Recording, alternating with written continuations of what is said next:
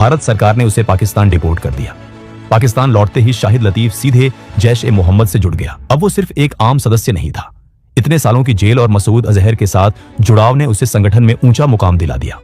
वो launching commander बन गया। लॉन्चिंग कमांडर का मतलब था आतंकियों की भर्ती करना, उन्हें ट्रेनिंग दिलवाना और फिर सीमा पार भारत भेजना। 31 दिसंबर 2015 की रात 4 आतंकवादी सीमा पार कर भारत में दाखिल होते हैं। अंधेरे का फायदा उठाकर ये चारों आतंकवादी एक गाड़ी को बंदूक की नोक पर कब्जे में लेते हैं। इसके बाद वो पठानकोट एयरबेस की तरफ बढ़ते हैं। चारों आतंकवादी रात के अंधेरे और चारों तरफ फैली घास का सहारा लेकर अंदर घुसने में कामयाब हो गए। माना जाता है कि उन्होंने 11 फीट ऊंची दीवार पर चढ़ने के लिए नायलॉन की रस्सियों का इस्तेमाल किया। अंदर घुसने के बाद वो घनी झाड़ियों में छिप गए। 2 जनवरी 2016 की सुबह करीब 3:30 पर हमला शुरू हुआ।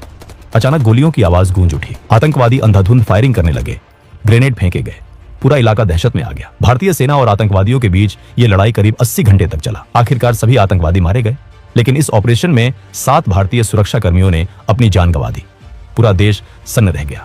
जांच में साफ हुआ कि इस पूरे हमले के पीछे शाहिद लतीफ का दिमाग काम कर रहा था। वो आतंकियों को निर्देश दे रहा था। हथियारों की सप्लाई, रास्तों की जानकारी और हर कदम की प्लानिंग उसी के जरिए हुई थी। इस हमले के बाद भारत और पाकिस्तान के रिश्ते पूरी तरह बिगड़ गए। प्रधानमंत्री स्तर की बातचीत रुक गई। भरोसा पूरी तरह टूट चुका था।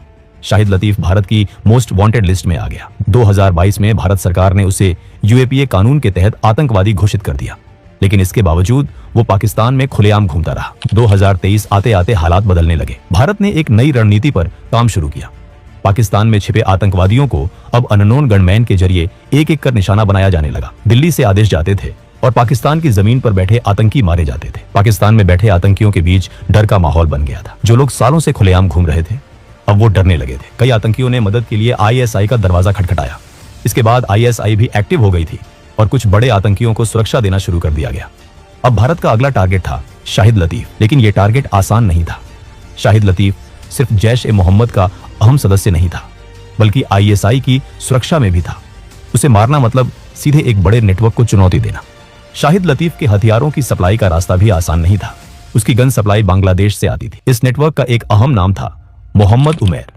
मोहम्मद उमैर बांग्लादेश से पाकिस्तान में हथियारों की तस्करी करता था, लेकिन वो सीधे शाहिद लतीफ को गन सप्लाई नहीं करता था। मोहम्मद उमैर पहले पाकिस्तान के बड़े बड़े गैंगस्टरों को हथियार देता था। वही गैंगस्टर आगे शाहिद लतीफ तक ये गन पहुंचाते थे। जब भारतीय खुफिया एजेंसी रॉ को इस पूरे नेटवर्क की जानकारी मिली, तो उन्होंने सीधा हमला करने की बजाय दिमाग से काम लेने का फैसला किया। कुछ भारतीय एजेंट बांग्लादेश पहुंचे और मोहम्मद उमैर को पकड़ लिया गया। शुरुआत में उमैर डर गया, लेकिन फिर उसे एक ऑफर दिया गया। रॉ एजेंट ने उसे कहा कि अगर वो अपने कॉन्टैक्ट्स का इस्तेमाल करके शाहिद लतीफ की लोकेशन बता दे तो उसे बहुत सारा पैसा मिलेगा। मोहम्मद उमैर पैसों का लालची था। उसने ज्यादा सोच विचार नहीं किया और भारत की मदद करने के लिए तैयार हो गया। इसके बाद मोहम्मद उमैर ने अपनी पूरी ताकत झोंक दी। उसने पाकिस्तान के